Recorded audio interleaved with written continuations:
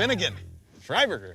This episode is super special for a reason I bet you don't even know. You have no idea. Yeah, probably not. This is almost exactly the 10th anniversary of you and I assembling this car, the General Mayhem.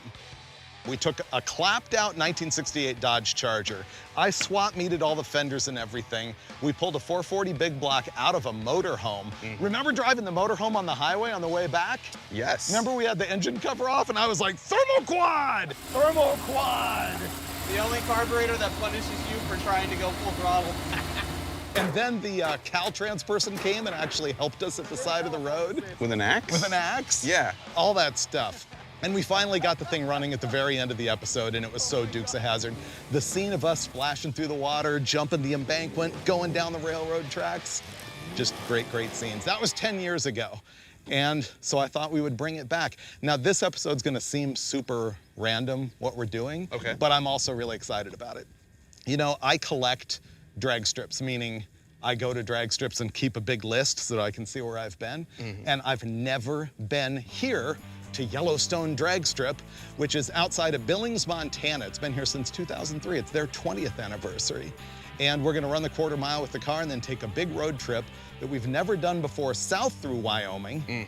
And I will take my first and last pass at Bandimere. You should too, so that you can say you've done it, because it'll be done at the end of this season. We have a moment of silence. Yeah, it sucks. Okay. So that's my plan. I think I'm gonna change oil on this thing, check the air pressure in the tires, and we're gonna go down the quarter mile here at Yellowstone. I just want to do an oil change on this thing, and it's not as simple as it sounds. See, General Mayhem has an AccuSump on it. The AccuSump is basically an accumulator. It is a cylinder that, in my case, holds 3 quarts. They also make smaller ones.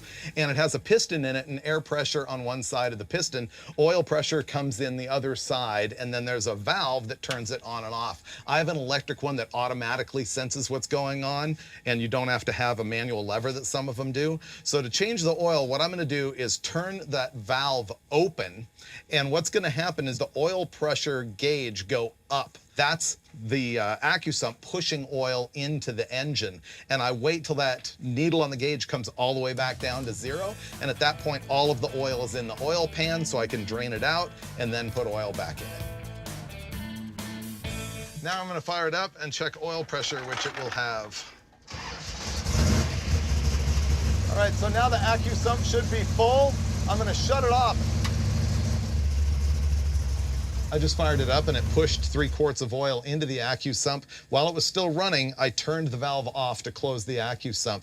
Now that the thing isn't running, it's at 0 oil pressure, so when I open the sump, the pressure valve on the AccuSump will send oil into the engine, so you can use it as a pre-lube.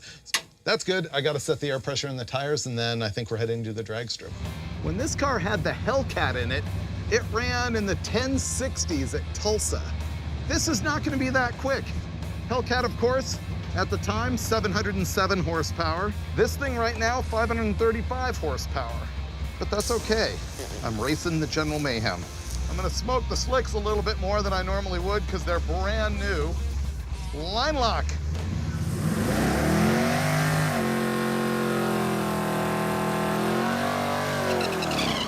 Oh, good burnout, Freiburger. Here we go, first pass ever with the 440 in the General Mayhem. So this allegedly makes like 550 horsepower. It's not a light car, even though it's missing everything. 1290, that's what I'm saying.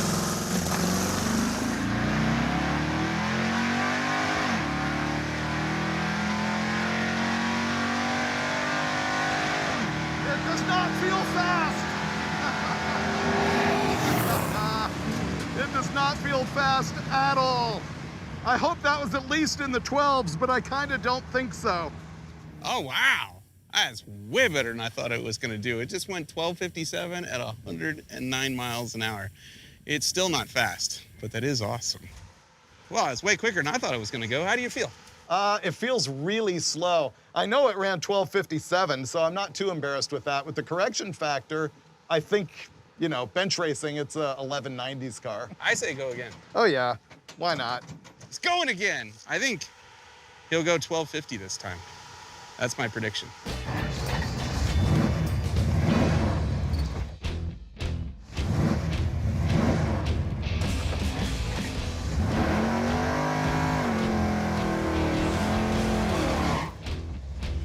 right, let's see if we can make this better. Maybe I'll go really shallow. There we go. And I will stall it up to right there. And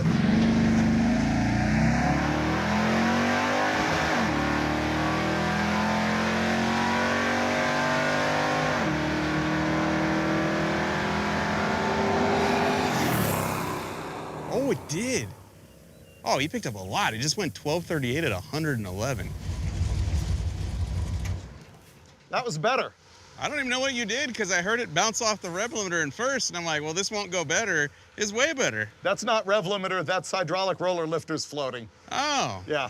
Oh, okay. Well, there's that. Dude, you picked up a 10th in the 60-foot. So when I was at the line this time, I was able to step on the brakes and bring it up to 2,000 before I left. You picked up a 1.5 miles per hour. Oh, great. Yeah, 111. That's cool. Can you do more? Can you do that again? I need to shift it right before 6,000 for it to not float the valves a little. Right now, Finnegan is changing the rev limiter on this thing. At just above 6,000 RPM, you can hear the thing miss a little bit. I think it's floating the valves with the heavy hydraulic roller lifter, but it might be the rev limiter coming in just a hair early, so he's moving it up from 6,500 to 6,800. Okay, there we go, 68. Okay.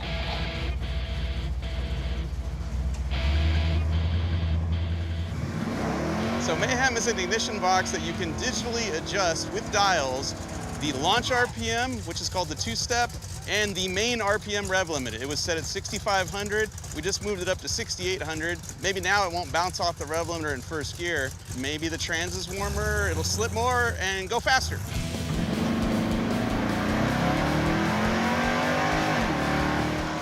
Aha, no rev limiter that time.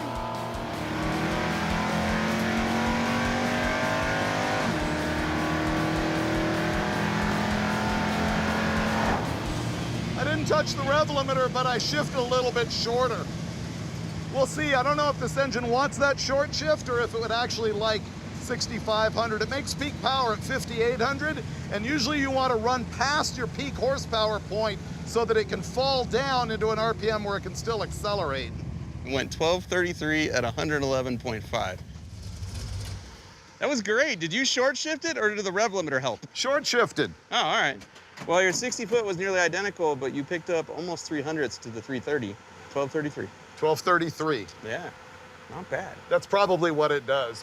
Why don't we go to a track that's even higher in elevation And go make slower? it worse. Yeah. Yeah, that's a good idea. Yeah, all right, let's Hey, do that. it's not the destination or the ET, it's the journey. That's right.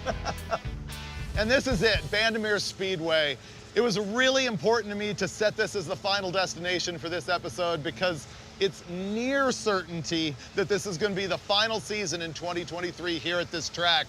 This place was founded right here in the Colorado mountainside, 1958, by John Bandimere Sr. Super interesting cat. There were stories of him in Hot Rod Magazine. He made his own superchargers to overcome the altitude in these places. He had his own parts store, and he opened the drag strip here, and there's been a bunch of innovations over the years. So that screeching sound you hear is the noise of that rotator from the tires turning backwards on the tractor, and that was invented here at Bandimere. So was the CompuLink system, which is the computer timing and the screens and everything that are set up to run every single NHRA national event as far as timing goes. This is gonna be like, I don't know, the dozenth time that I've been at the track, but today is gonna be the first time I've ever driven down it, and so we will probably be seeing the first and last time that I'll ever get to make a pass here at Bandimere.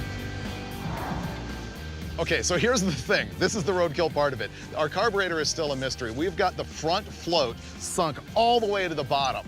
We drove it all the way here. It's running better than it has on the whole trip. We don't get it. There's no way in any textbook from Holly that this thing will ever make it all the way down the drag strip with the front float bowl that low. It should run out of fuel. Which is why I said, if you get 300 feet out there and you don't like it, just back up. I have the tools. I'll raise it back up. Go again. One way or another, we're gonna get the General Mayhem down this track, and I don't care if it's a 28-second pass. This is so cool that they're letting us do this.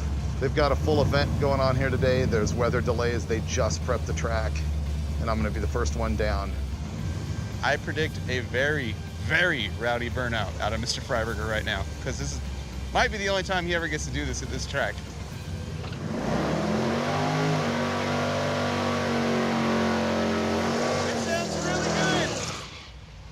It sounds great. All right.